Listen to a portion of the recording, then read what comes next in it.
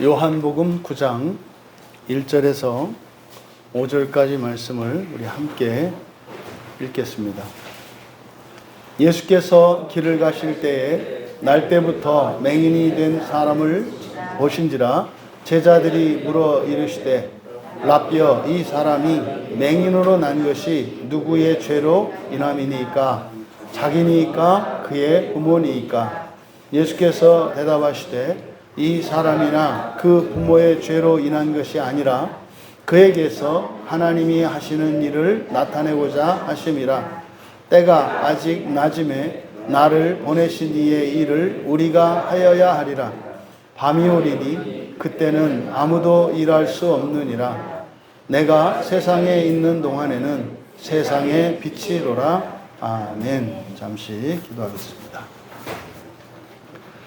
진리의 영이신 성령님, 오늘 저희가 함께 읽은 이 말씀 안에 담겨 있는 생명의 진리가 밝히 드러나게 하시고 듣는 이들과 전하는 저에게도 동일한 생명의 역사가 나타나게 하셔서 참으로 하나님의 말씀으로 넉넉히 살고도 남음이 있는 그 하나님의 진리의 신비를 경험하는 이 시간 되게 하옵소서. 감사하며 예수님의 이름으로 기도하옵나이다. 아멘. 거룩한 주일로 하나님께 예배하기 위해 나오신 여러분 모두를 환영하며 축복합니다. 또 가정에서 불편한 중에 예배에 참여하고 있는 우리 지체들, 오히려 여러분들의 그런 불편한 환경으로 인해서 더 큰 은혜가 부어져서 여러분들이 은혜에서 소외되거나 외롭지 않게 되기를 축복합니다. 왜 맹인으로 태어났나? 라는 제목으로 설교를 하고자 합니다. 왜 맹인으로 태어났나? 우리 민재는 맹인이 뭔지 아나? 모르나? 민재야, 맹인은 앞을 보지 못하는 사람을 맹인이라고 그래. 알겠지? 그래서 앞을 보지 못하는 사람, 그런데 선천적으로 앞을 보지 못하는 사람입니다. 그래서 왜 맹인으로 태어났나? 이제 본문에 등장하는 사람이 바로 날 때부터 맹인이 된 사람이었다고 보도하고 있기 때문입니다. 그러니까 여기서 단순히 맹인이라고 할 때 이제 신체의 장애를 나타냅니다만 이 맹인의 자리에 여러 가지가 대신 들어갈 수 있는 거예요. 가난이 들어갈 수도 있는 거고, 신분이 들어갈 수도 있는 거고, 나라가 될 수도 있는 거고, 시대가 될 수도 있는 거고, 그럽니다. 지금 우리나라에도 너무 힘들다고, 불행하다고, 고통스럽다고 하는 사람들이 많습니다만은 저 38선 너머에 있는 북한으로만 가보세요. 우리가 만약에 북한 땅에서 태어났다면 지금 현재 우리가 살면서 겪는 불편과 고통, 어려움들, 이건 절대로 그런 고통이나 어려움이 아니라 넘치는 겁니다. 그래서 이게 상대적이거든요. 그래서 또 우리나라에서 100년 전에 태어났다고 생각을 해보세요. 100년 전 우리나라면 전 세계에서 가장 가난한 나라 중에 하나이거든요. 그러니까 시대를 타고나는 것, 민족과 나라를 타고나는 것, 이게 사실은 신체적인 이런 장애를 가지고 태어나는 것보다 훨씬 더 고통이 클 수가 있습니다. 그래서 선천적으로 맹인된 사람이라고 하는 것은 우리의 의지와 상관없이 던져진, 우리에게 운명 지어진 그것을 말하는 겁니다. 왜 그런가? 이런 겁니다. 왜 그런가? 이 말씀을 통해서 우리들의 신앙이 다시 한번 점검이 되고 또 우리들이 살아가는 인생관이 하나님 나라 인생관으로 바뀔 수 있는 그런 시간이 되기를 축복합니다. 1절에서 단어 두 가지를 여러분들이 유념하셔야 되는데, 예수께서 길을 가실 때에 할 때 가다, 여기 이제 밑줄을 쳐 놓으시고, 날 때부터 맹인된 사람을 보신지라 할 때 보다라고 하는 이 동사에 밑줄을 치십시오. 이것은 의도적인 장치입니다. 그냥 있었던 일을 진술한 게 아니라 의도적으로 사용한 단어입니다.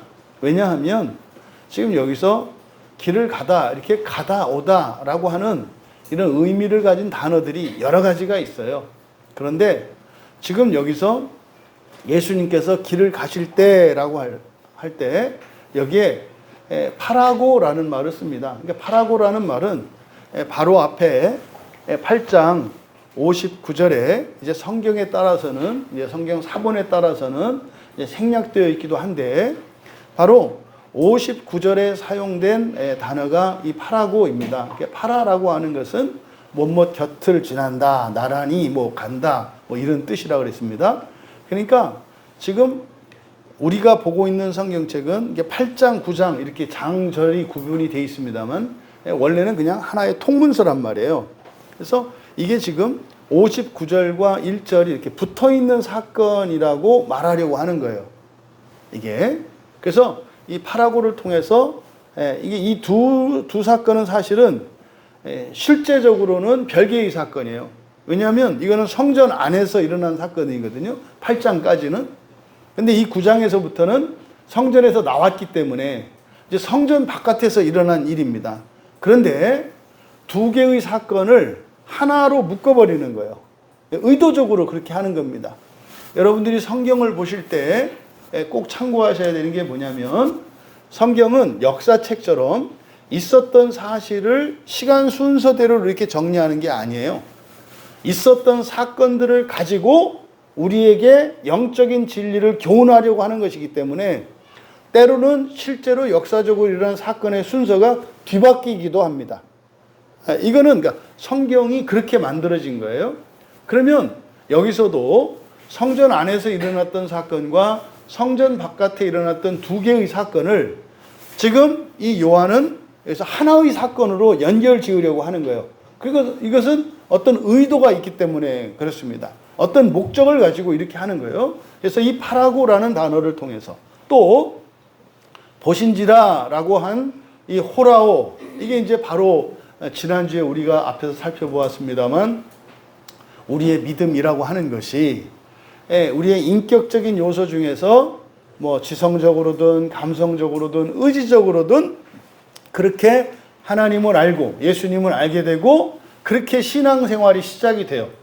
그래서 어떤 사람은 이렇게 감동을 받아서 감정적으로 신앙생활을 하는 사람이 있고 어떤 사람은 성경책을 읽고 누군가에게 어떤 전해들은 복음의 내용을 듣고 지적으로 지성적으로 동의가 돼서 신앙생활을 시작하는 사람이 있고 또 어떤 사람은 이제 의지적으로 말이죠.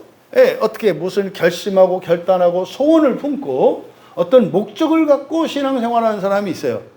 이게 이제 지성적으로 감성적으로 의지적으로 사람마다 저마다 타고난 이게 다릅니다. 하지만 그렇게 시작되어서 결국은 이제 성장을 하면 전인격적인 믿음으로 나아가야 되는 거예요. 그래서 머리로도 알고 가슴으로도 느끼고 좋아하고 사랑하고 또 마음으로 또 이렇게 소원을 품게 되는 이런 전인격적인 신앙으로 나아가야 되는 거예요. 이제 그렇게 하면 어떻게 하신다 그랬어요? 성령 하나님께서 그 과정 속에 우리의 전인격을 변화시킬 때 우리 본성을 변화시키세요. 그래서 그냥 아는, 그래서 그냥 하게 되는 이런 신앙, 이걸 이제 오이다 신앙이라고 그랬지 않습니까? 이런 진전이 일어난다고 그랬어요. 그러니까 사실은 우리가 해야 될 신앙은 기노스코에 전인격적인 신앙으로 목표로 삼아야 되는데 그러면 성령 하나님께서 우리를 어떻게 해요? 오이다 신앙으로 바꿔주시는 거예요. 그래서 두 바퀴로 굴러간단 말이에요. 그러니까 우리가 할 수 있는 그것, 우리의 인격성을 가지고 하는 거예요. 우리들이 할 수 있는 것은. 그런데 본성적으로 영적으로 성령 하나님께서 해나가신다는 말이죠. 이때 그 오이다의 신앙, 이 오이다라고 하는 이 말이 바로 호라오에서 파생된 말이라고 했어요. 그러니까 1절은 바로 앞에 있는 사건과 뒤에 일어난 성전 밖에 일어난 두 개의 사건을 하나로 합치는, 그러니까 이렇게 본드와 같은 교량 역할을 하는 그런 절입니다. 근데 여기에 그러면 두 개의 사건을 연결시키면 이게 이제 새로운 의미가 되는 거예요. 두 번째 사건이.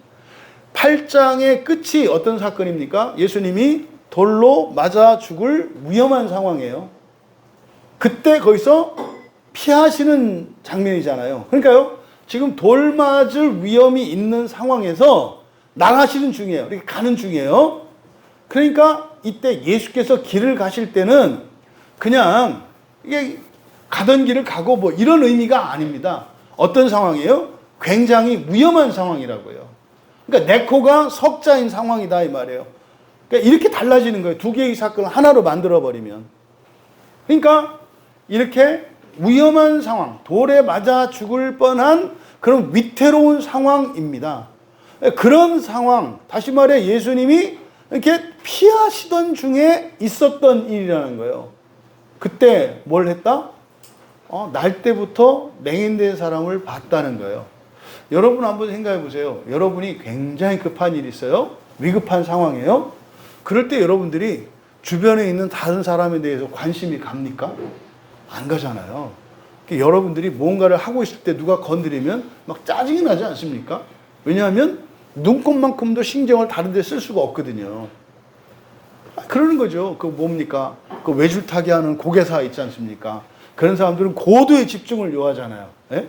뭐 몇십 년 동안 단 한 번도 떨어져 본 적이 없는 사람은 계속 안 떨어지는 게 아니라 한순간만 집중력이 떨어지면 그냥 줄에서 떨어지는 거거든요. 그런 거예요. 지금 예수님 상황이 그런 겁니다. 다른 어떤 누구에게 관심을 둘 수도 없고 그저 여기서 지금 빠져나가는 일에 전념해야 되는 상황인데 그때 예수님은 누구를 봤다는 거예요. 여러분들이 하나님에 대해서 가지는 큰 오해가 있어요. 하나님이 날 내버려 두시는 것 같아요. 나를 몰라주는 것 같아요. 나의 처지를 하나님이 외면하는 것 같아요. 그럴 때가 있거든요. 그런데 요한은 오늘 이 성경을 통해서 우리가 절대로 그럴 만한 분이 예수님이 아니시라는 것을 얘기하는 거예요. 왜요? 예수님은 지금 어떻게 해요? 예수님이 사실은 굉장히 위태로운 상황에서도 맹인된 사람에게 관심을 보이시는 분이라고 1절에서 말하고 있기 때문이에요. 그러니까 예수님이 그렇게 위태로운 상황에서 또 우리들이 볼 수 있는 그 사례가 마지막 십자가에서 죽으실 때잖아요. 누명을 쓰고 십자가에 매달려 죽으시는데도 예수님이 실제로 여러분 이 손목과 두 발목에 대못이 박혀가지고 나무에 매달려 있는 상황에서 얼마나 고통스럽겠어요. 근데 자신의 고통을 생각하시는 게 아니라 누구를 생각해요?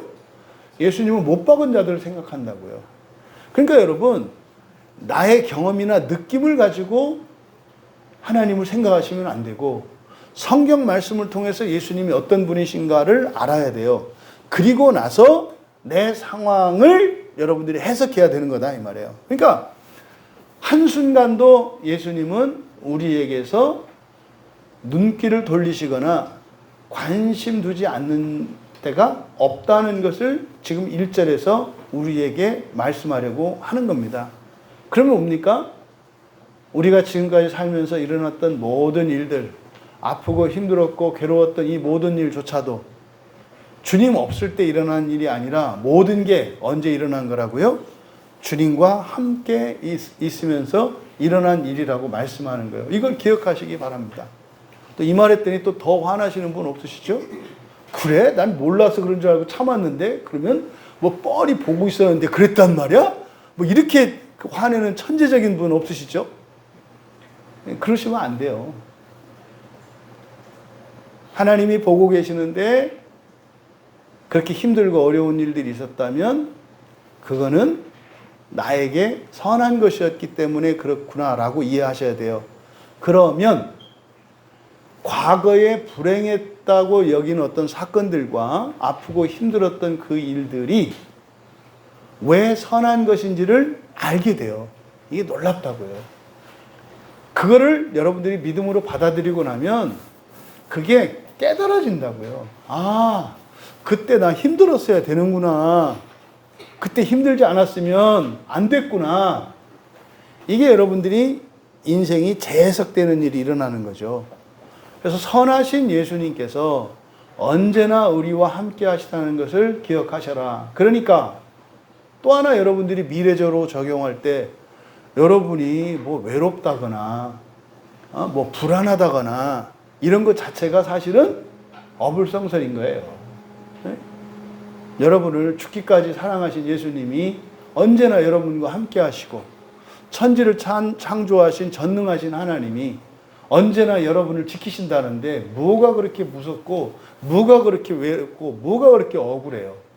에? 억울한 일이 있으면 어련히 알아서 주님이 바꿔주실까?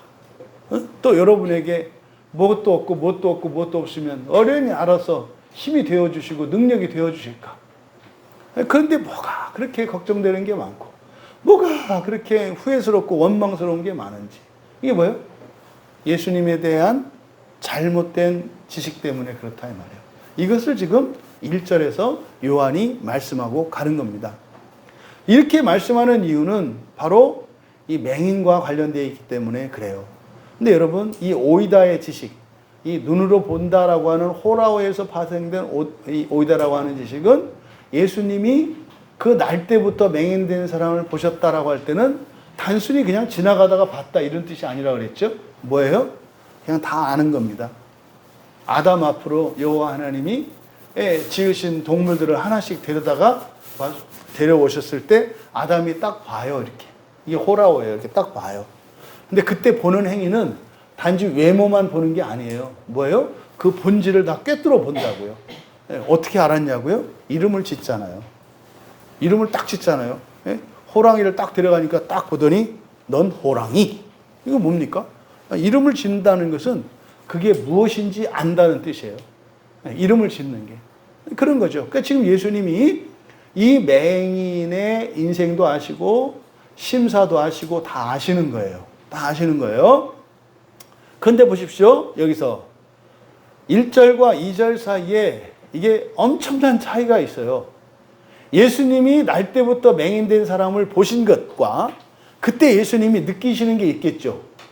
예수님이 느끼시는 거. 왜? 선천적인 맹인으로 태어나서 살아왔던 이 사람의 인생을 다 아시거든요.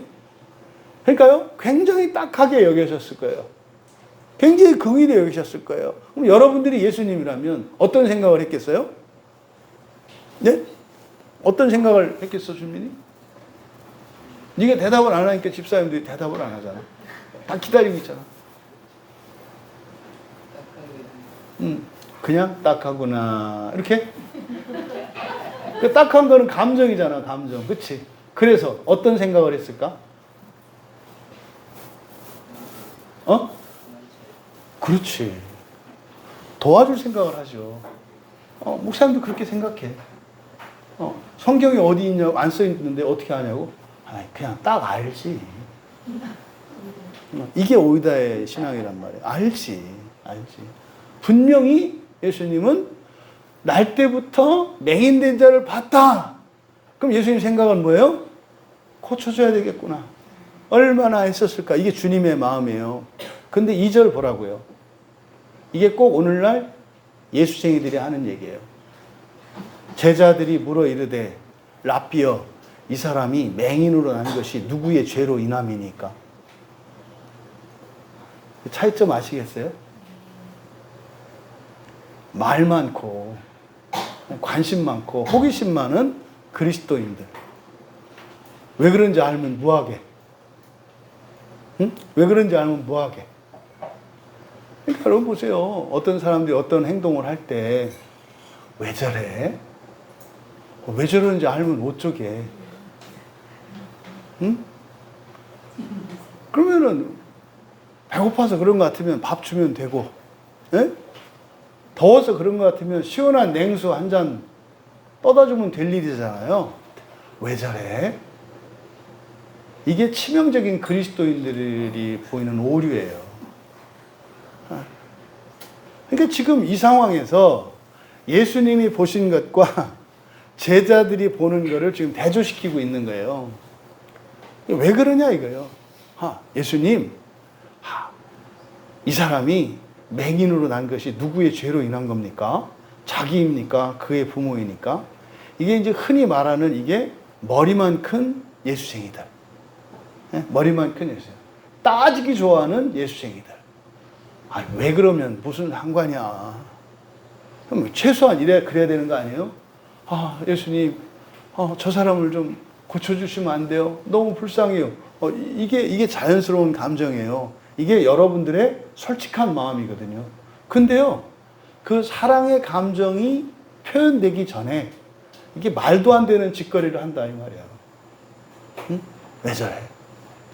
그러니까 여러분 남 얘기처럼 생각하지 마셔라. 여러분들이 뉴스 볼 때 어떻게 보시냐고. 다 왜 저래잖아요. 저 왜 지랄이야? 뭐 이러지. 그러니까 이게 지금 다른 사람 얘기가 아니라 우리들 얘기라고, 우리들 얘기. 그러니까 지금 그 사람의 딱한 처지를 공감을 하고 주여 도와주시옵소서. 이게 자연스럽고 솔직한 우리들의 마음인데 그렇지가 않아요. 지금 예수님의 사도들이 그렇다 이 말이에요. 하지만 여기에 또한 어떤 영적인 원리나 진리를 담고도 있어요. 그러니까 이 사람들이 하는 말이 또 쓸데없는 말은 아닌 거예요. 상황에 맞지 않는 것 뿐이지. 이게 쓸데없는 말은 아니라고요. 그래서 이 제자들은 어떤 생각을 가지고 있는지 우리가 알 수 있잖아요. 그러니까 이 제자들은 어떤 생각을 갖고 있는 거예요? 이게 선천적인 장애는 뭐의 결과다? 죄의 결과다. 이렇게 이제 알고 있는 거예요.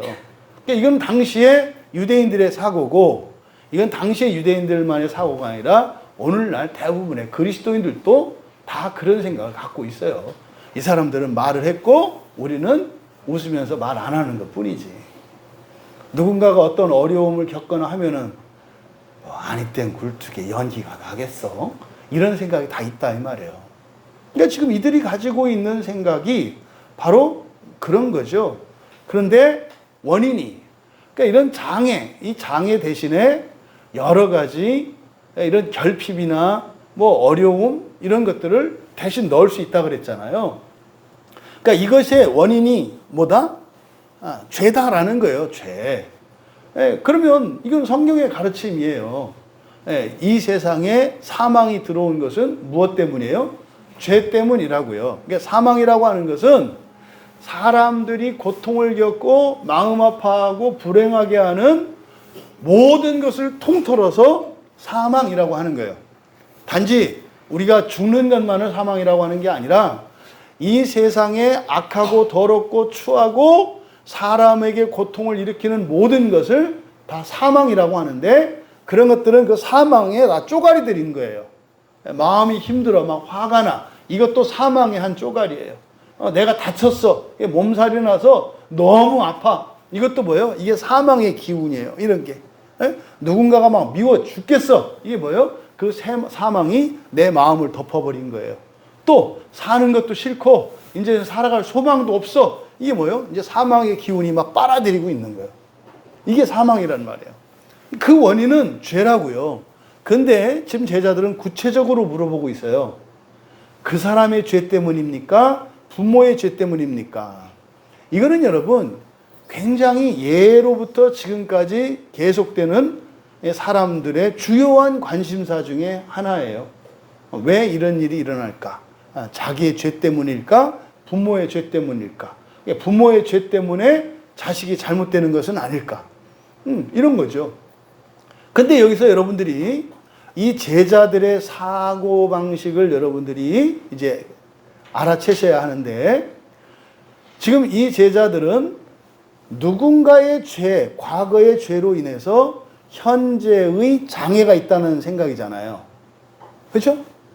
그러니까 원인이 어디에 있어요? 과거에 있다고요. 그래서 과거에 원인이 있고, 그래서 과거 원인에 인과적 사고를 한다고요. 그러니까 과거 때문에 현재가 결정된다는 생각을 갖고 있다고요. 그러면 과거에 원인이 있으면 그 원인 자체를 고칠 수는 없죠. 단지 원인을 알아서 처방을 해서 조금 그를 수리하는 정도인 거죠. 병원에 가서 여러분들이 진찰을 해요. 그럼 의사 선생님이 이런저런 문진을 한단 말이에요. 물어보고 답하고 언제부터 아팠어요? 뭘 먹었어요? 무슨 일이 있어요? 그게 뭐예요? 원인을 찾는 거예요. 그래서 사실은 그 원인을 찾으면 그 원인이 될 법한 것과 이 증상을 통해서 어떤 인과관계를 이제 생각해내는 거예요. 그래서 그거에 대한 처방전을 내놓죠. 그렇다고 원인이 없어지는 건 아니다 이 말이에요. 약 먹고 임시 나아질 수 있지만 또 아플 수 있다 이 말이에요. 그러니까 근본적인 처방은 내릴 수 없다 이 말이에요. 뭐가? 과거 원인적인 인과사고. 다시 말해서 과거를 원인으로 해서 결정지어진 현재 나는 이런 사고방식을 가지고 있으면 이거를 뿌리채 고칠 수는 없다 이 말이에요. 그러니까 지금 제자들이 가지고 있는 생각이 그런 생각이에요. 그럼 먼저 제자들이 한 이 말에 나름대로 의미가 있다고요. 죄로 인해서 이렇게 장애가 되기도 해. 그러면 선천적 장애에 관련해서 이게 부모의 죄가 원인이 될 수도 있고 자기의 죄가 원인이 될 수도 있다고 얘기를 하는 거예요. 그럼 여러분 생각은 어떻습니까? 네, 어떤 사람이 지금 여기 앉아 계신 여러분들도 다 여러분들이 타고난 환경이 다르잖아요. 개인적인 자질이나 능력도 다르고 다 다르잖아요. 그럼 누구는 왜 좀 더 좋은 환경에서 또 누구는 좀 더 좋은 능력과 자질을 갖고 태어나고 어떤 사람들은 왜 모자란 그런 걸 갖고 태어나는가? 이거에 대해서 여러분 생각은 어떠세요? 왜 개인차가 있고 개인의 능력차가 있고 왜 그런 환경의 차이가 있을까요? 왜 그럴까요? 이거에 대해서 여러분들은 뭐 합당하게 여기십니까? 준민아? 응? 네가 미국에서 안 태어나고 아프리카에서 안 태어나고 한국에서 태어났어. 그럼 이제 아프리카에 있는 애한테 물어본단 말이야. 너 준민이처럼 한국에서 태어나고 싶으냐? 아니면 너 아프리카에서 태어나는 게 좋으냐? 뭐라고 할 것 같아? 너는 생각하잖아. 걔는 생각 안 해. 무조건 한국이야. 전 세계가 그냥 한국이거든. 한국 사람이라는 말 거의 다 해. 전 세계 사람들이. 한국 사람 사랑해요. 뭐 이런 거. 그만큼 한국이 지금 전 세계에서 대단하다고. 엄청나게 인기가 있는 나라야. 그럼 그 애가 생각하는 거야. 왜 쟤는 한국에서 태어나고 난 아프리카에서 태어났지? 그 공정한 거야? 공정한 거야? 그 하나님이 잘못한 거야? 공정하지 않다며. 공정하지 않다며. 공정해? 아프리카에도 그렇게 생각할까? 여러분 생각해 보셔야 돼요. 왜 이렇게 다를까요? 누구는 왜 날 때부터 그렇게 잘나고 누구는 나서도 그렇게 못 날까요? 에? 누구는 하면 다 되고 누구는 왜 죽어라고 해도 안 될까요? 있잖아요, 이런 일이. 부모 잘못 만나서. 그러니까 제자들이 그거 물어본 거예요. 부모 잘못 만나서 그런 거예요? 이렇게 물어본 거라고. 그러니까 이제 우리나라 부모들은 다 내 탓이지. 그래, 내 탓이요, 내 탓이요. 그거 거짓말이다. 그때 내 탓이요라고 하는 것은 무슨 뜻이에요? 반대로? 애들이 잘 된 것도 내 덕이다라는 뜻이잖아. 또 그건 또 아니죠? 그러니까 우리가 쉽게 이렇게 말을 하고 생각을 하는데 그 생각을 뒤집어 보면 말도 안 되는 생각을 한다고. 부모가 자식의 행복을 결정하고 이런다고요? 천만에요.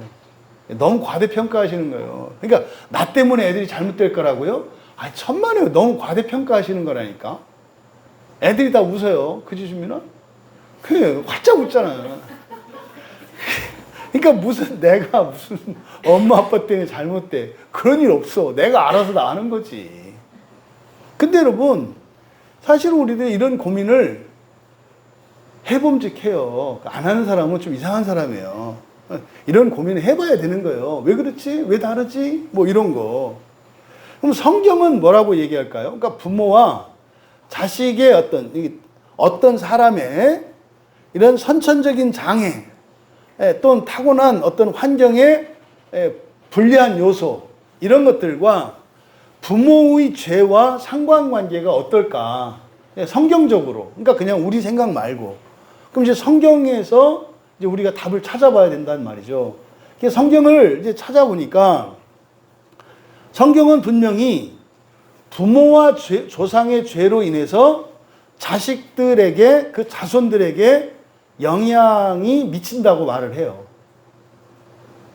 그러니까 부모들이 정직하고 착하고 그리고 신앙생활을 잘 해야 되는 이유 중에 하나가 뭐예요?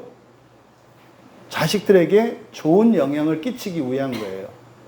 그러니까 신앙생활 바로 하는 것은 단순히 나만을 위한 게 아니라 자녀들에게 좋은 영향을 끼칠 수 있고 나쁜 영향을 끼치지 않을 수 있기 때문에 그래서라도 여러분들이 주일 예배 빠지면 안 된다고요.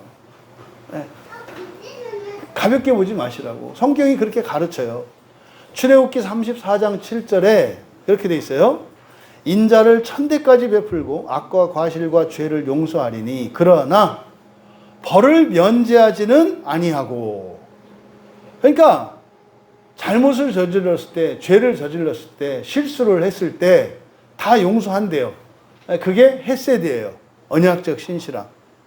그런데 벌은 면제하지 않는다. 벌은 비우지 않는데요. 그러니까 벌은 없어지지 않아요. 우리가 어떤 잘못을 저지르잖아요. 그러면 거기에서요, 이 잘못으로 인한 벌이 생겨나는데 이건 안 없어져요. 이건 안 없어진다고요. 이건 누군가가 감당을 해야 되는 거예요. 이게 지금 출애굽기 34장 7절 말씀이에요. 거기다가 뭐라고 그러느냐? 아버지의 악행을 자손 3, 4대까지 보응하리라 그래요. 그러니까 아버지의 잘못이 몇 대까지? 길게 4대까지. 네, 4대까지 그 부정적인 영향이 끼쳐진다는 거예요. 성경은 분명히 이렇게 얘기를 해요. 그럼 반대로 지금 이 맹인된 이 사람의 입장에서 보면, 그러면 이 맹인의 아버지, 할아버지, 증조 할아버지, 고조 할아버지의 죄 때문에 내려진 벌일 수도 있는 거예요. 이게 성경적인 거라고요. 이게 지금 그렇게 얘기를 한다고요. 그래서 이걸 뭐라 그래요? 원죄라고 하고 가문의 죄라고 한다고요. 이게 있어요. 그래서 이 원죄는 말입니다. 같이 가요, 같이. 같이 묶여서 갑니다. 그래서 이거는 죄가 3, 4대에 걸쳐서 이렇게 벌을 받고 있지만, 그거로 인해서 불행한 영향을 받고 있지만, 그럼 무슨 말입니까? 반대로 이런 죄는 한 사람으로 인해서 3, 4대까지 그 영향이, 나쁜 영향이 미쳐진다는 게, 이게 어떤 면에서는 나쁘다고 생각할 수도 있겠습니다만은 좋은 점도 있어요. 왜 좋을까요? 3, 4대에 속한 누군가가 회개한다면 그 죄가 없어지니까. 이해되세요? 준민아, 이해돼? 목사님 지금 한 말? 조상의 죄로 인해서 자손들이 3대, 4대까지 벌을 받을 수 있다고. 그러니까 이게 안 좋은 거잖아. 그치? 근데 이게 좋은 점도 있다고. 왜? 자기의 죄를, 예를 들어서 고조 할아버지가 죄를 졌어. 근데 그 죄로 인한 벌이 고조 할아버지가 안 받고, 받았겠지 뭐. 그래서 내려와서 나까지 온 거야, 이렇게. 근데 할아버지 돌아가셨잖아.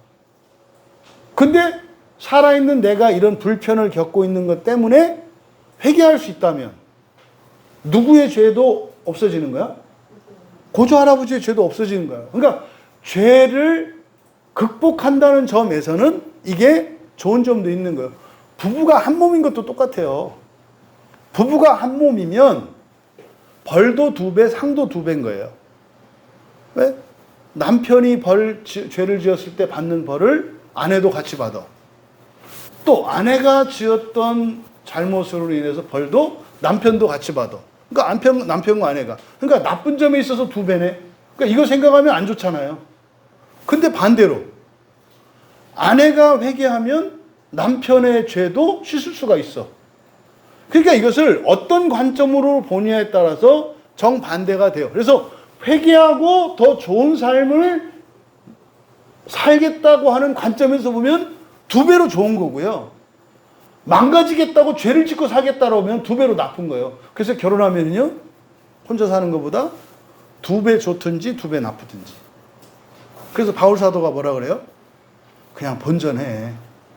본전하라는 게 뭐예요? 혼자 살라는 거, 혼자. 결혼하면 2배 좋아질 수도 있는데, 야, 내가 보니까 대부분 2배 나빠지더라, 야. 그러니까 하지 마. 이게 이제 바울 사도의 결론이에요. 이제 베드로가 뭐라고 했는지 모르겠어. 응? 결혼하라고 했기를 내가 바라는데 그 뭐 성경에 안 나와 있으니까 그렇다 이 말이에요. 그래서요 구원을 향해서 살아가면 여러분들이 교회 다니고 예수 믿는 게 두 배로 좋은 일이 되는데 그 구원이 여러분의 목표가 되지 않으면 신앙생활이 어떻게 돼요? 불편하고 힘든 게 돼요. 여러분들이 성경을 보고 교회 나오고 기도하고 은혜를 구하는 게 좋으면 내가 구원을 향해서 살고 있구나. 방향이 바르구나. 이렇게 아시면 돼요. 근데 그런 게 실증나고 괴롭고 힘들어. 그러면 내가 방향이 어디예요? 지옥을 향해서 지금 방향이 설정이 된 거예요. 근데 절대 본인은 그렇게 생각 안 해요. 본인은 더 자유롭게 더 행복하게 하려고 그런다고 생각을 하지. 그러니까 이걸 보고 알아야 되는 거예요. 그러니까 지금 성경의 가르침이 그렇다고요. 자손 3, 4대까지 온다는 거예요. 그럼 여러분 이걸 여기서 이제 지혜롭게 대처하셔야 돼요. 그래? 내가 그러면 3, 4대로부터 내려오는 죄 이거 다 끊어내야 되겠네. 회개하면 되잖아요. 회개하면 되잖아요. 그러면 어떻게 돼요? 복이 임한다니까요. 복이. 그러면 그러니까 이거를 긍정적으로 여러분들이 바꾸시라 이 말이에요. 또 이거에 대한 신약 성경의 근거 구절, 다시 말해 조상으로 인해서 그 나쁜 영향을 자손들이 받는다라고 하는 이거를 죄의 전가라고 해요. 죄의 전가. 그래서 로마서 5장 18절에 그런즉 이 성경은 좀 찾아보세요. 이게요 되게 웃기는 구절이에요. 웃긴다고 한 이유가 뭐냐면 로마서 5장 18절 굉장히 중요한 구절인데 있잖아요. 이게 아주 발칙하게 번역해 놓은 본문이에요. 아주 발칙하게. 이게 말입니다. 교리를 가지고 성경을 바꾸어 버린 대표적인 본문이에요. 교리를 가지고. 로마서 5장 18절 보시면 같이 읽겠습니다. 시작. 그런즉 한 범죄로 많은 사람이 정죄에 이른 것 같이 한 의로운 행위로 말미암아 많은 사람이 의롭다 하심을 받아 생명에 이르렀느니라.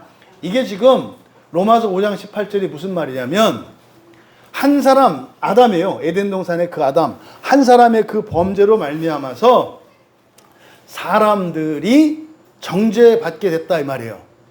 또 뒤에 한 의로운 행위 이것은 예수님의 지상의 공생애와 십자가 사건을 말해요. 예수님이 지상에서 율법에 순종하시고 십자가에서 죽으신 사건 이것을 한 의로운 행위라고 한 거예요. 이거로 말미암아 사람이 어떻게 됐다고요? 의롭게 되어 지금 뭐 의롭다 하심을 받아 이렇게 되어 있습니다만 의롭게 되어예요. 의롭게 되어 생명은 하나님의 생명이에요. 하나님의 생명에 이르렀느니라. 근데 왜 제가 이 성경이 발칙하게 번역했다고 하냐면 여기에 많은이라는 말에 동그라미를 치세요. 네, 많은이라는 말은 모두는 아니죠. 모두는 아니죠. 그러니까 끝에 뭐라고 그랬어요? 한 의로운 행위로 말미암아 의롭게 되어 생명에 이르렀느니라.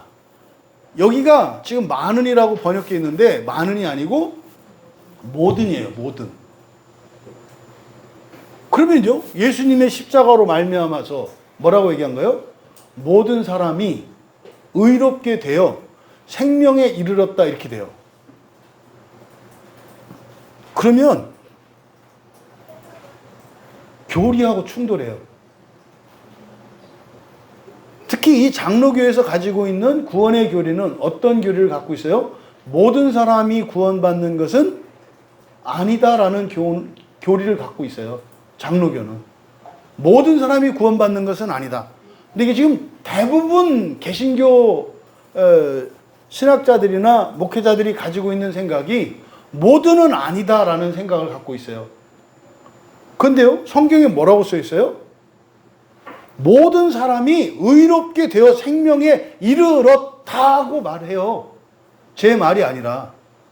그러니까요, 예수님으로 말미암아서 의롭게 되어서 생명에 이른 게 일부 사람이라고요? 전부라고요? 전부라고 써 있잖아요.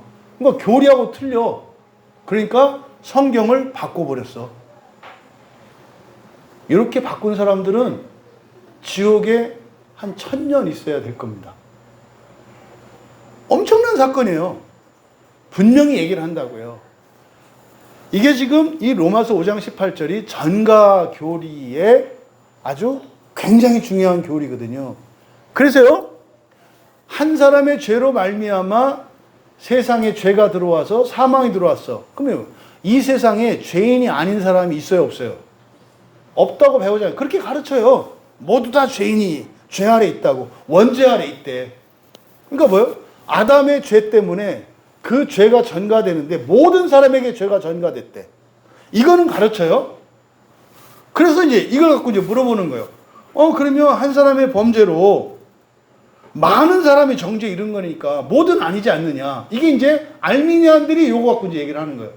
모두는 아니지 않냐. 많은 사람이 죄에 이른 거니까 죄에 이르지 않은 사람도 있지 않겠느냐. 그래서 이게 부패하지 않은 이런 빛이 내면에 빛이 있는 사람이 있다. 이게 이제 알미니안들의 주장이에요. 그럼 이제 칼빈주의자들, 개혁주의자들은 뒤에만 붙들고 봐라. 한 의로운 행위로 말미암아 많은 사람이 의롭게 됐다고 하지 않냐. 그러니까 많은 사람은 모두는 아니다. 그러니까요, 칼빈주의자나 알미니안주의자나 로마서 5장 18절을 자기들 입맛대로 반 쪼개가지고 반만 갖다 써요. 그리고 어떻게 해요? 자의적으로 그냥 해석을 한단 말이에요. 여러분, 그게 아니에요. 한 사람으로 말미암아 모든 사람이 정죄에 이르렀고요. 한 사람으로 말미암아 모든 사람이 의롭게 됐어요. 이게 죄의 전가와 의의 전가에 관한 얘기예요. 그러니까 아담 한 사람의 죄로 인해서 모든 사람이 죄 아래 있게 됐어요. 반대로 예수 그리스도 한 분의 순종과 십자가에 자기 내어주심으로 모든 사람이 의롭게 됐어요. 그럼 보세요. 모든 사람이 죄를 잊게 되는 죄의 물결이 막 내려와. 위에서부터 아래로.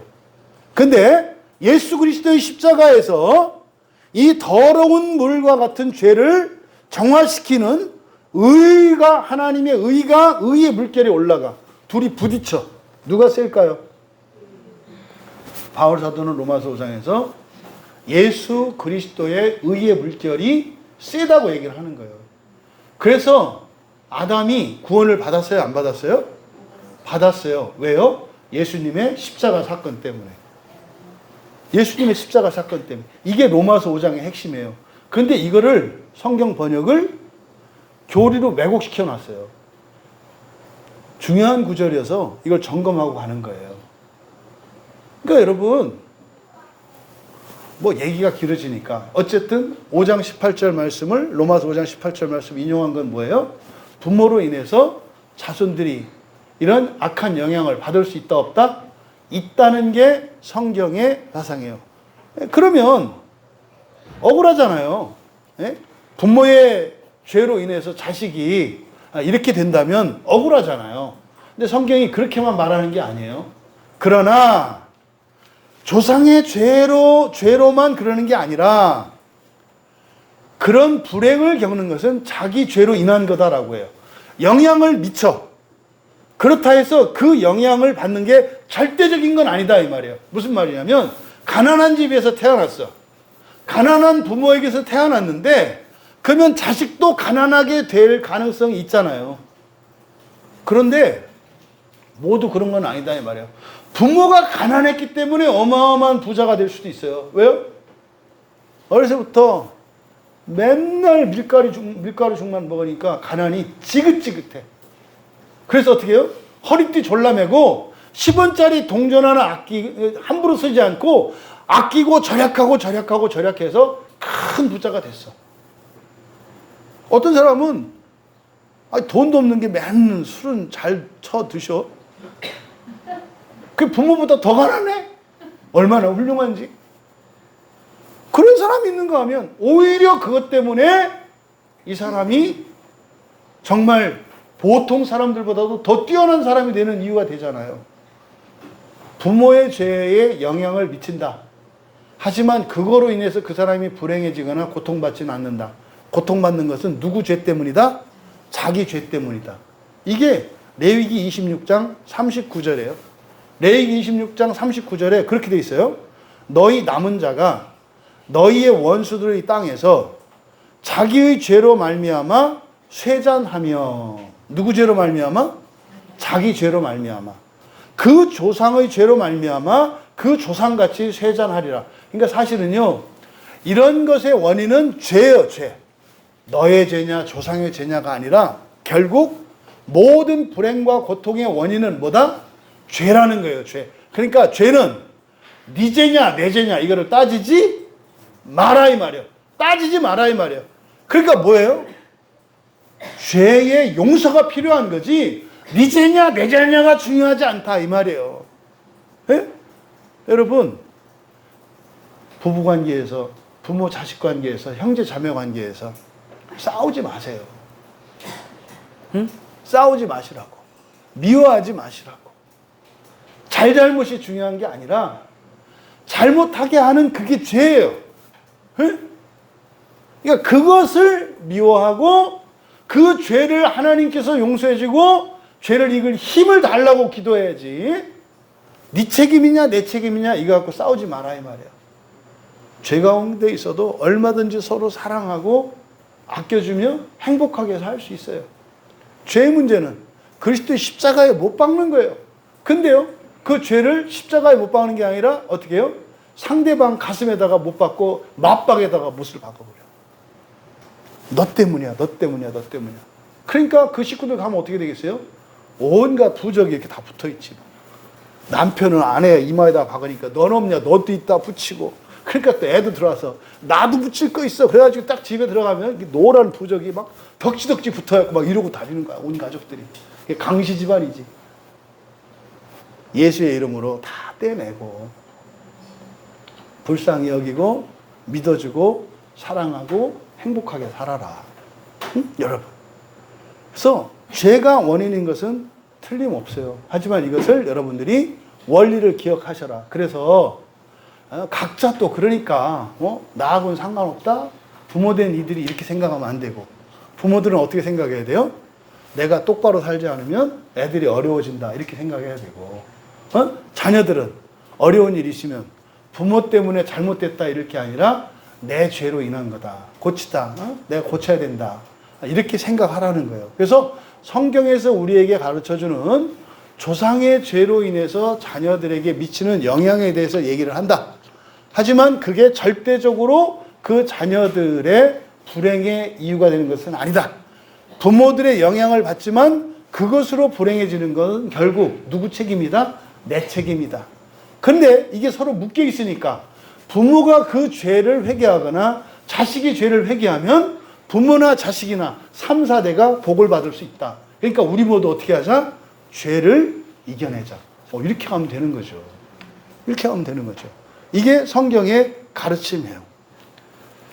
이에 대해서 이제 예수님께서 말씀하셔요. 이 사람이나 그 부모의 죄로 인한 게 아니야.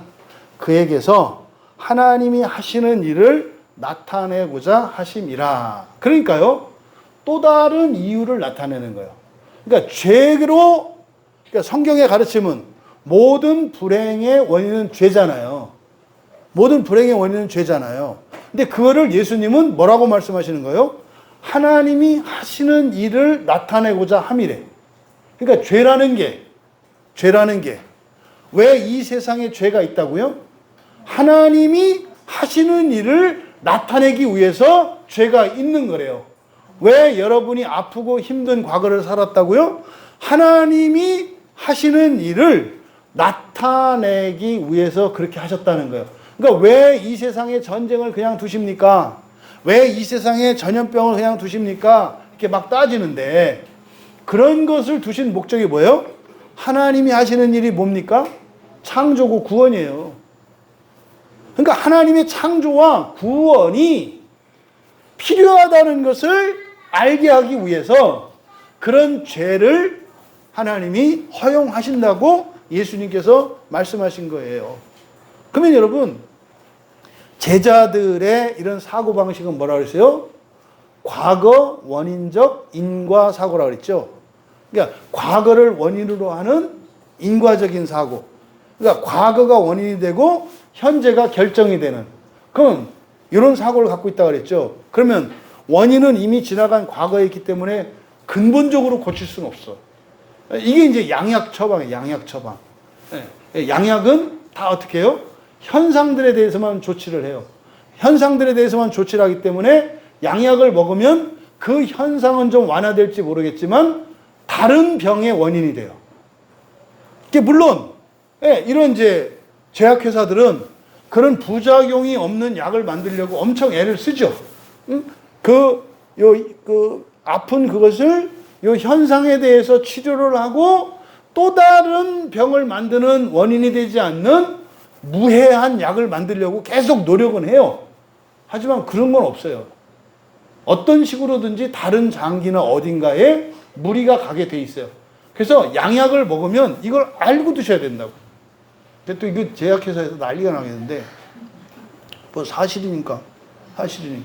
이거를 아셔야 돼요. 그래서 약 먹는 거를 여러분들이 아주 꺼려할 것도 아니지만, 효과가 이걸 먹어서 지금 내가 당장 겪고 있는 이 병과 이 약의 부작용을 비교했을 때 약의 부작용이 훨씬 작으니까 이걸 이제 실험해보고 이거를 파는 거란 말이에요. 그래서 파는 약이 절대적으로 안전하다는 게 아니에요.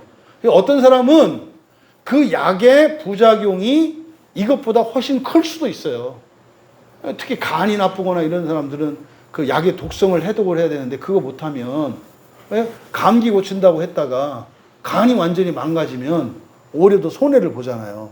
그래서 이런 거는 본인들이 판단하셔야 된다고. 본인들이. 나를 알고. 이게 그런 거예요. 그래서 과거 원인의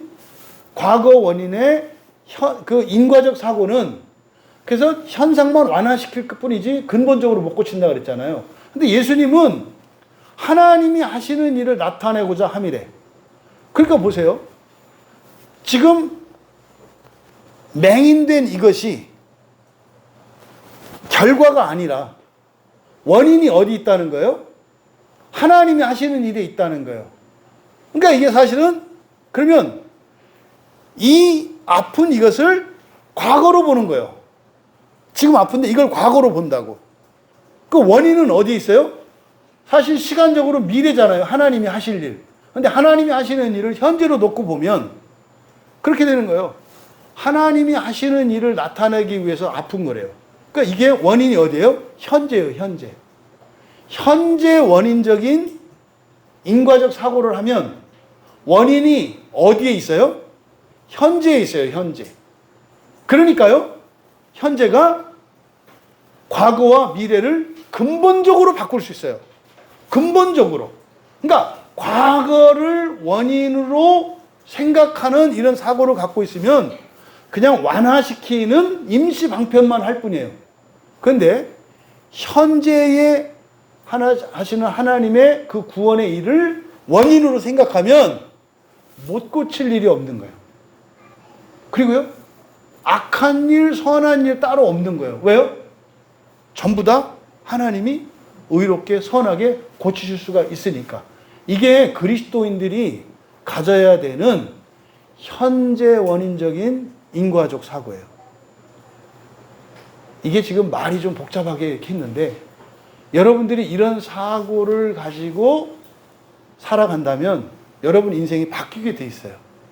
바뀌게 돼 있어요.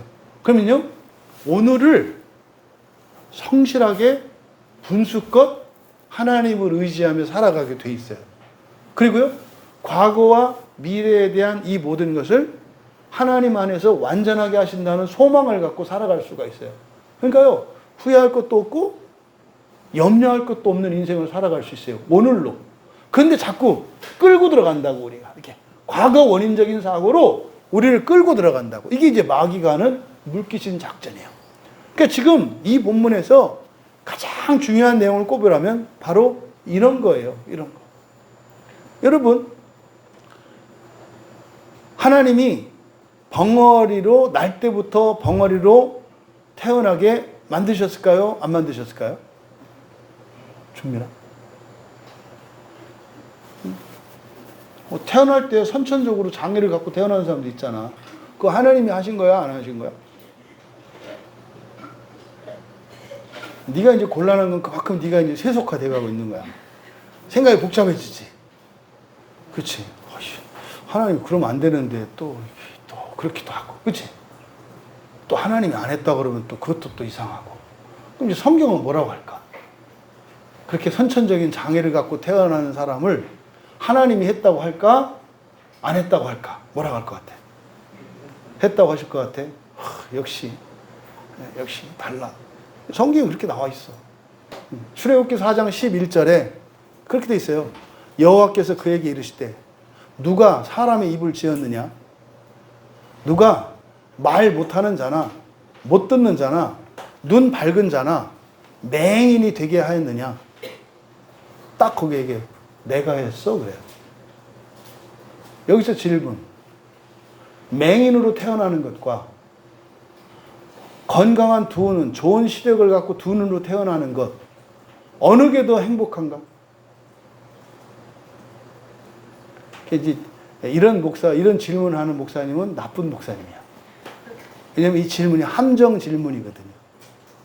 지금 여기서 예수님이 여기서 우리에게 교훈을 주시려고 하는 것은 여러분들이 타고난 환경이나 자질이나 현재 여러분이 가지고 있는 재산이나 신분이나 이런 것들이 성공과 실패, 행복과 불행의 원인이 될 수 없다는 거예요.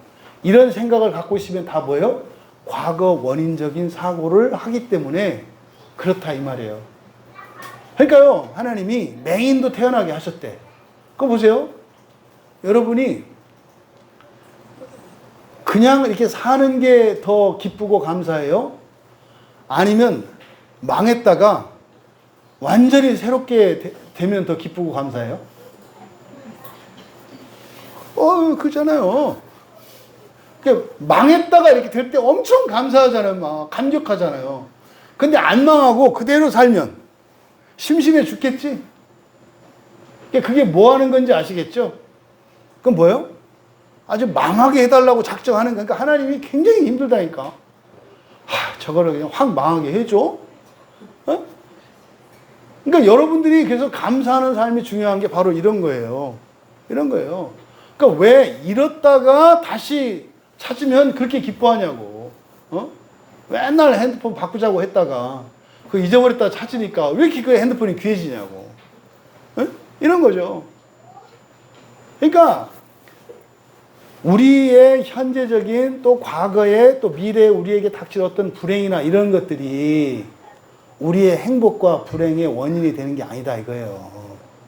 우리의 행복과 우리의 성공의 이유는 뭐예요? 하나님이 구원하시는 일이에요. 하나님이 구원하시는 일이면 이 맹인은 로또 당첨된 거예요. 날 때 맹인으로 났지만 예수님으로부터 구원을 받으면, 그러니까 맹인이었기 때문에 예수님에게 구원을 받잖아요. 이거는 눈만 고쳐지는 게 아니거든요. 이거는 하나님 나라로 인도되는 거거든요. 우리의 죄가 악한 거예요. 근데 그것은 하나님이 죄를 허용하시는 이유는 뭐다? 하나님의 일을 나타내시기 위한 거래요.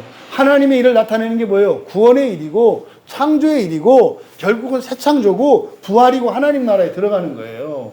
그게 없으면 하나님의 구원을 바라지 않아요. 그렇잖아요. 지금 여러분 재산이 내일 아침부로 재산이 1,000억이 되고 재산이 1,000억이 되고 뭐 여러분의 신분과 여러분 빚도 다 탕감되고 다 됐다고 쳐.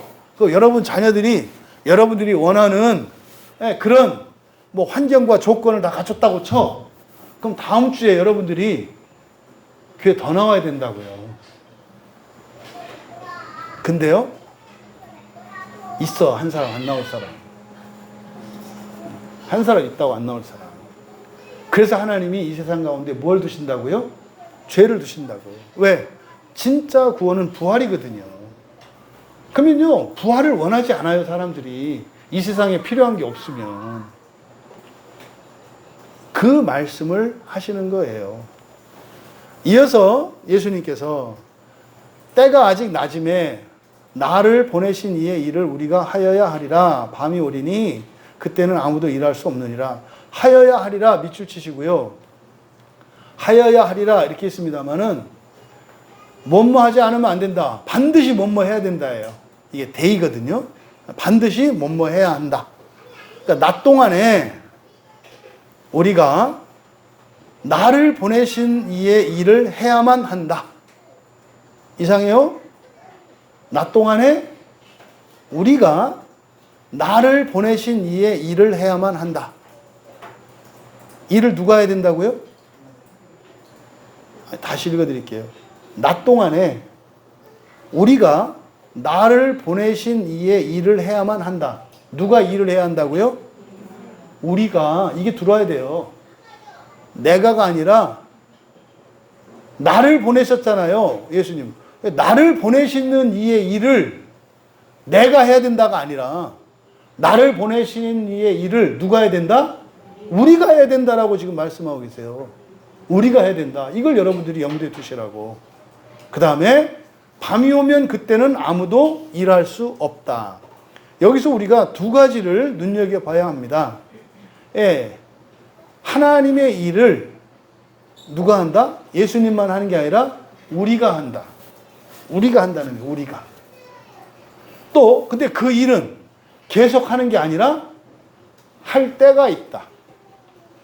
끝나는 날이 온다 이 말이에요. 못할 수 있다 이 말이에요. 그러니까요. 언제 그 하나님의 일을 할 수 있어요? 낮 동안에만. 낮 동안에만 할 수 있대요. 그러니까 밤에는 할 수 없대요. 그러니까 여기서 낮은 깨어있는 시간이고요. 살아있는 시간을 말해요. 밤은 잠들어 있는 시간이고요. 죽어 있는 시간이라고요. 그럼 이제 물어볼게요. 준민이는 하나님의 일을 계속 하면서 살고 싶니? 가끔 좀 쉬고 싶니? 응? 계속 하면서. 그러려면 준민이 너의 인생에는 밤이 있으면 안 되겠네. 그치? 밤이 있으면 안 되잖아. 계속 해야 되는 거잖아. 아니, 너무 앞으로 가지 마. 너의 어두워지는 표정이, 뭐야, 목사님. 잠자지 말고 공부하라는 얘기인가? 뭐 이렇게 듣는 것 같아. 목사님 생각이. 그거 아니야. 자야 돼. 자고 딴짓 하지 말고 공부할 때 공부하면 되는 거지. 자지 말라는 거 아니야. 그 마음 편히 가죠. 그러니까, 낮 동안에만 하나님의 일을 해야 된대요. 낮 동안에만. 그러니까요. 낮 동안에만 속해 있으면, 낮에 속해 있으면 어떻게 하는 거예요? 하나님의 일을 계속 하는 거겠네. 근데 밤에 속하면 못 하겠네. 이게 단순한 밤에 잠자고 하루에 낮과 밤 이걸 얘기하는 게 아니에요. 이건 이제 하루를 가지고 은유적으로 이야기를 하고 있는데 예수를 믿는데 하나님의 일을 안 해. 그러면 그 사람은 어디에 속해 있는 거예요? 겁나는 얘기예요. 밤에 속았다는 거는 종말론적으로는 뭘 얘기하는 거예요? 지옥이라는 얘기예요. 지옥이라는 얘기라고. 그럼 여러분들이 현재의 삶이 어떤 어려움이 있든 여러분이 어떻든지 간에 그 하나님의 일을 나타내는 것을 기뻐하고 그 일에 대한 열망을 갖고 있다면 여러분 어디에 속해 있는 거예요? 낮에 속해 있는 거예요. 그럼 그런 분은요, 지금 돌아가셔도 눈 뜨면 어디예요? 낙원에 천국이에요. 천국과 지옥이 여러분 애매하지 않다니까요. 그 말도 안 되게 교회 다니면은 지옥 안 가고, 교회 안 다니면 지옥, 그 말도 안 되는 사기라니까요. 그거 로마에서 1000년 동안 우려먹은 건데, 그거 왜 개신교에서 그거 우려먹고 있는 の몰라. 아니, 소뼈도 한 3번 우리면은 아무것도 안 나오잖아요. 근데 말도 안 되는 이 거짓 교리를 갖다가, 그 천주교에서 다 우리고 갖다 버린 걸 쓰레기통에서 주워다가 그걸 가마솥에다 넣고 뭐 1000도를 해야 되느니 1500도를 해야 되느니 또 그 1500도를 하기 위해서는 튼튼한 솥을 만들어야 되느니 그 매 쓸데없는 짓을 하면서 이게 지금 제자들이 그런 거잖아요. 저 왜 맹인이 됐어요? 이런 짓을 하고 있단 말이에요. 이런 짓을. 여러분이 오늘 교훈을 통해서 지옥에 가지 않으려면 어떻게 하면 돼요? 낮에 속해 있으면 돼요. 낮에 속해 있으면 된다고. 그것도 싫지? 왜? 낮에 속하면 또 하나님의 일을 해야 된다니까. 소원은 그거지. 하나님의 일을 안 하고 낮에 속하고 있는 거지. 그게 지금 방향이 잘못됐다는 증거라니까. 아니, 길을 알려주면 할렐루야 하고 하면 되지. 그걸 왜 자꾸 섞어 잘라 그래? 응? 이런 게 다 거짓 감정이 만들어내는 거예요. 그러니까 지금 예수님의 이 말씀을 통해서 우리들이 얻어야 하는 구원, 하나님의 일이라고 할 때 우리들이 해야 하는 하나님의 일은 제한적이에요. 뭐 예수님처럼 그대로 해라가 아니라 점점 더 잘하게 될 거고 더 큰 일을 하게 될 거예요. 점점점. 그러니까 얼마만큼 해라 하지 않았다 이 말이에요. 그것을 하는 것이 나에게 좋다는 판단을 내리고 그것을 좋아하고 그걸 하기로 결단하고 그렇게 살아간다면 여러분들은 어때요? 낮의 끝자락을 붙잡고 낮의 끝자락을 붙잡고 살아가셔야 된다고. 낮의 한가운데 아니더라도 최소한 낮의 끝자락이라도 붙잡고 그 낮에 속해 있어야 한다 라고 하는 사실을 가르쳐 주신 거예요. 그럼 질문, 여기서 제자들은 낮에 속해 있을까요? 밤에 속해 있을까요? 여기 제자들 어디에 속해 있을까요? 낮이에요, 밤에요? 항상 밤낮이 섞여 있다. 항상 밤낮이 섞여 있어요, 밤낮이. 그래서 여기는 낮에 속해 있고 여기는 밤에 속해 있고 우리가 그래요. 그러니까요, 이 사람만 타고난 장애가 있는 게 아니라 모든 사람이 다 뭐가 있어요? 다 타고난 장애가 있어요. 세상의 기준에서 또 겉으로 보이는 것만 장애라고 합니다만 그렇지 않다고요. 우리나라가 OECD 국가 중에서 장애인 숫자가 아주 적은 나라예요. 우리나라가. 보통 OECD 국가의 평균 장애인율이 뭐 한 25% 정도 된대요. 뭐 이게 몇 년 전에 통계니까 뭐 현재는 어떨지 모르겠습니다만은 근데 뭐 큰 차이가 안 날 거예요. OECD 국가의 평균 장애인율이 25%래요. 우리나라는 몇 프로 정도 돼, 준민아? 그보다 낮으니까.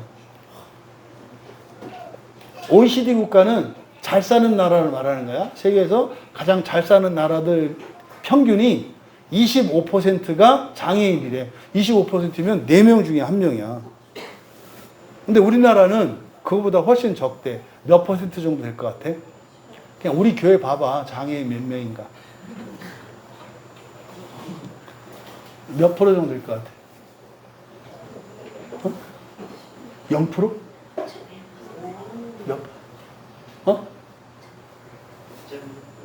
몇 프로? 너 어떻게 알았어? 우와, 대박. 집사님도 다 알았어요? 근데 왜 아는 체 하세요? 아니, 알려주면은, 와, 이렇게 박수를 쳐야지. 정답을 말했어요. 5.1%래요. 근데 5.1%래요. 대략 5%예요, 5%. 우리나라가. 그러니까 그것만 보면 어때요? 이야, 우리나라 진짜 살기 좋은 나라구나. 기준이 엄격해요, 우리나라는. 우리나라는 장애인 되기가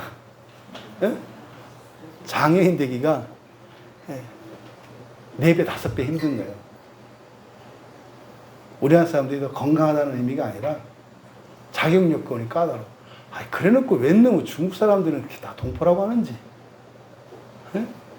그 중국 동포 대신 그 아픈 사람들 장애인으로 인정해주면 얼마나 좋을까? 그건 이해가 안 가. 그 중국 사람이 하는 얘기예요. 중국 사람이. 되게 웃긴데 옛날 병원전도 하는데 그 간병인이 주로 중국 분들이거든요. 그 얘기 하는 거예요. 되게 재밌다는 거예요. 그래서 우리 엄마도 다음 달에 와가지고 수술 받으러 온대요, 한국에. 근데 의료보험 다 되기 때문에 내가 부모라서 다 된대요. 그러니까 막 웃기는 거예요. 그러면서 그분들이 이제 그러는 거예요. 내가 이제 그 얘기를 하죠. 이건 사실은 잘못된 거다. 자기도 그렇게 생각한대요. 근데 해주는데 뭐 싫다고 할 필요는 없지 않냐. 천하의 호구나라가 대한민국이에요, 대한민국. 다른 나라 사람을 데려다가 우리나라 사람이라고 그걸 줘가지고 혜택을 줘. 근데 그 사람들이 감사하는 게 아니라 우리를 조롱해. 근데 진짜 장애가 있는 사람들은 장애 인정받기가 그렇게 힘들어. 팔다리 부러져야 되고요. 팔 하나 없어야 돼. 마비돼가지고 이렇게 이제 안 되는데 진단이 안 나온다고 장애는 안 줘. 그러니까 말은 안 하는데 장애인 인정받고 싶으면 어떻게 해요? 너 스스로 팔을 빼고 오라. 지가 예수님인가? 한쪽 팔을 빼고 천국 가라 그러게. 이게 이상한 거죠. 우리나라 현실이 지금 그래요. 우리나라 현실이.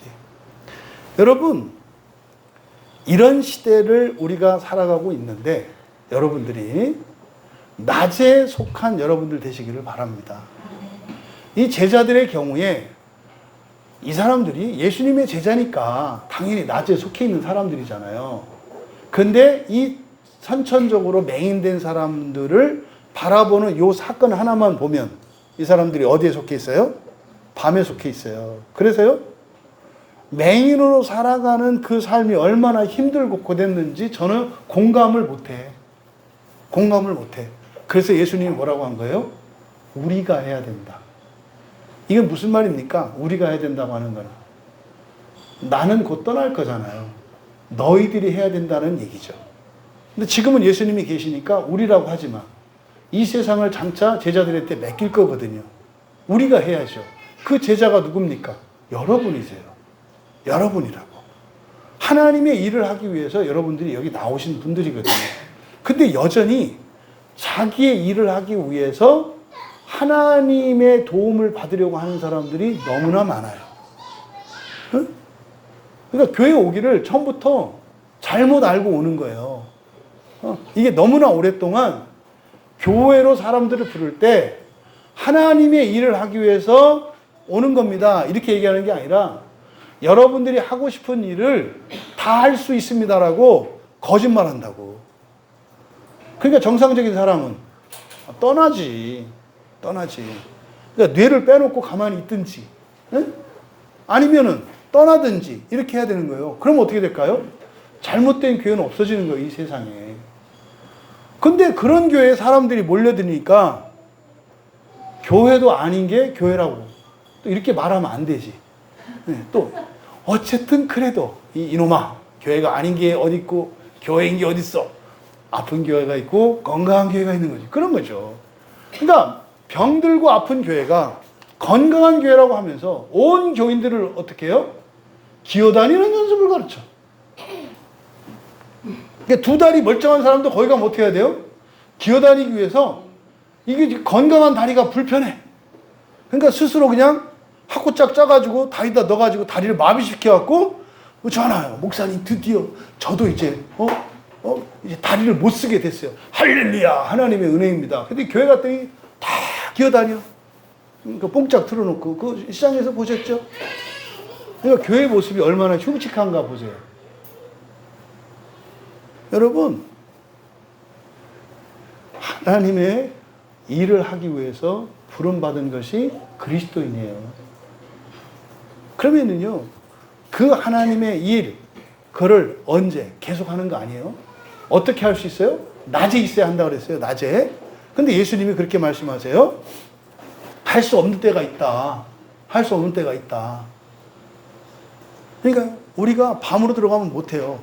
근데 예수님이 그러세요. 내가 5절에 세상에 있는 동안에 세상에 빛이 오다. 빛이 있으면 낮이잖아요. 빛이 있으면 낮이잖아요. 근데 보세요. 예수님하고 함께 있는 제자들도 빛 안에 있는데 어둠이 있죠. 네. 그래서 어떻다 그랬어요? 하나님 안에 빛과 어둠이 공존한다 그랬죠. 근데 이 어둠은 죄잖아요. 죄를 허용하신 건 뭐라고요? 하나님의 일을 나타내시기 위한 거라 그랬죠. 그러니까요, 새 창조를 바라보기 위해서 이 세상에는 불완전성이 존재하는 거라고요. 여러분, 어려운 중에라도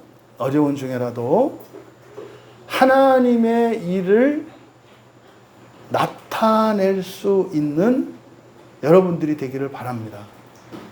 그 첫째가 뭐냐면 여러분들의 사고방식을 바꾸셔야 돼요. 어떻게? 현재 원인적인 인과론적 사고를 해라. 현재 원인적인 인과론적 사고를 해라. 현재라는 건 뭐냐면 하나님이 일하시는 것을 현재예요.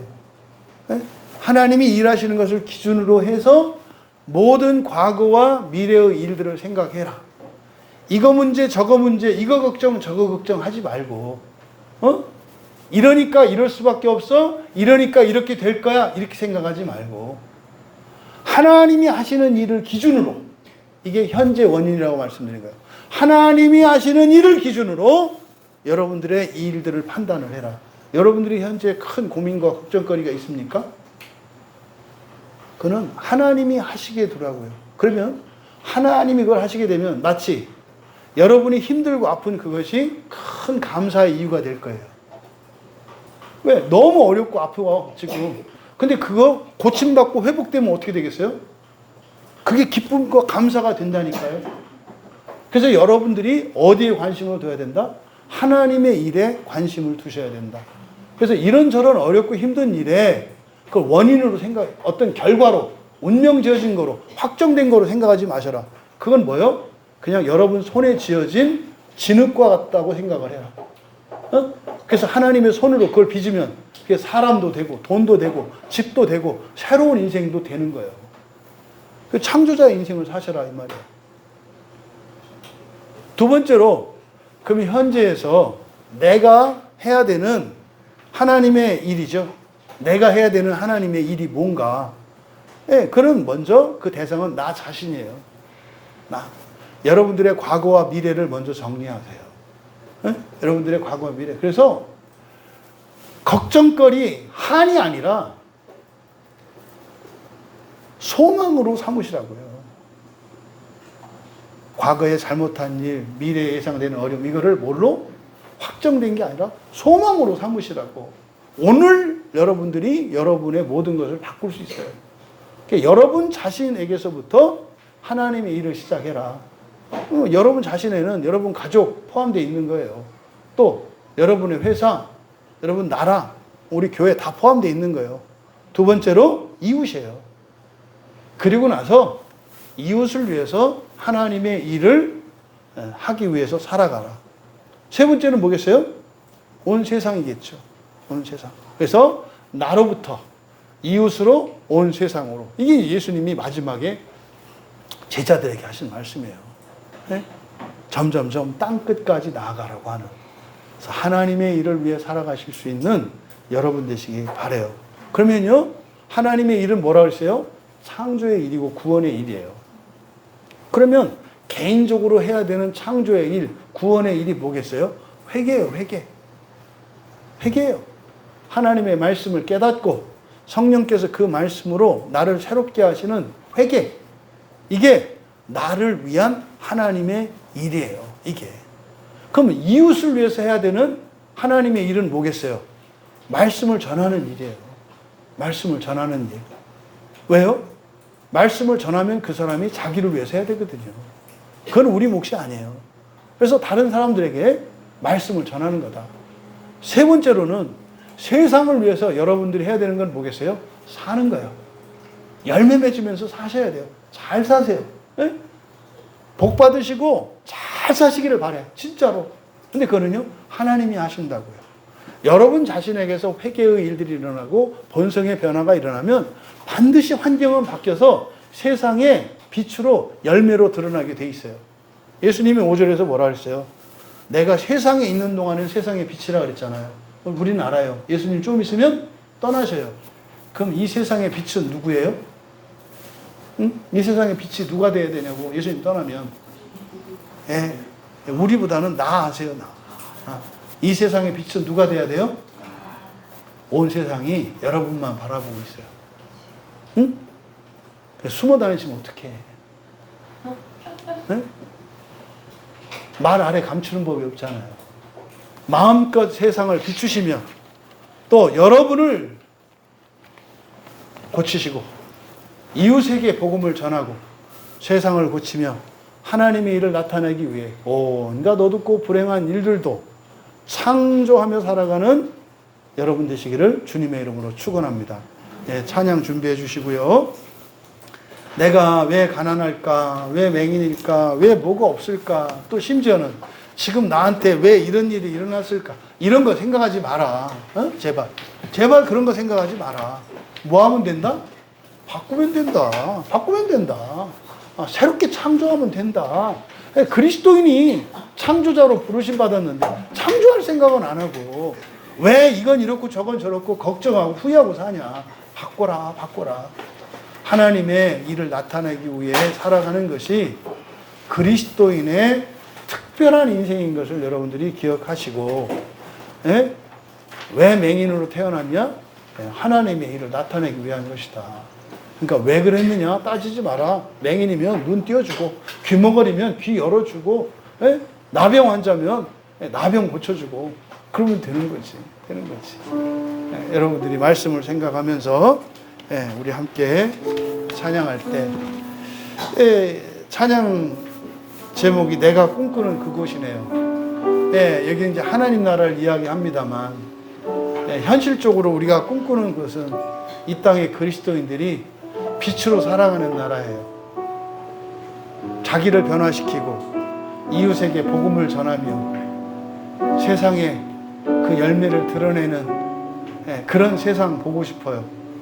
물론 우리들의 진정한 꿈은 주님 계신 그 나라에 있죠. 근데 그날 올 때까지 이 세상에서 하나님의 일이 점점점 나타내는 그런 가정, 그런 교회, 그런 나라 되게 하옵소서 하는 마음으로 우리 함께 찬양합니다. 이 시간 함께 기도할 때 하나님 언제나 나와 함께하여 주심에 감사합니다. 하나님 정말 성령 하나님의 그 은혜로 말씀에 감화받게 하셔서 나를 새롭게 하시고 온전케 하여 주시옵소서. 그렇게 이웃에게 복음을 전하며 그렇게 하나님의 일을 행하며 살아가는 내가 되기를 원합니다. 내가 가지고 있는 선천적이든 아니면 후천적이든 또 크고 작은 이런 모든 문제들, 이 장애가 하나님의 일을 나타내기 위한 하나님의 도구가 되게 하여 주시옵소서. 현재 내가 가지고 있는 이런 기도의 제목들을 불행하게 여기거나 그것을 인하여 낙심할 것이 아니라 하나님의 일을 하기 위한 재료가 된다는 것을 믿게 하시고 그것을 위하여 살아가기로 결단할 수 있도록 은혜를 구하며 함께 기도합니다. 전능하신 하나님 아버지, 사랑하시는 주의 자녀들이 현재 저들이 가지고 있는 그 모든 문제들로 인하여 후회하거나 원망하거나 자책하거나 두려워하거나 염려하지 않게 하시고 하나님과 함께 하나님의 일로 이 모든 것들을 새롭게 하기 위하여 살아가기로 결단하게 하시고 성령 하나님께서 성경으로 그 일들을 이루실 것을 믿으며 더욱 하나님의 은혜를 구하며 무엇보다 먼저 나 자신을 회개하며 새롭게 변화시키고 또 이웃들에게 복음을 전하며 그렇게 변화시켜 주신 새로운 인생으로 세상의 빛으로 살아가기 원하는 사랑하시는 주의 자녀들이 될 수 있도록 복을 내려 주시옵소서. 감사하며 예수님의 이름으로 기도하옵나이다.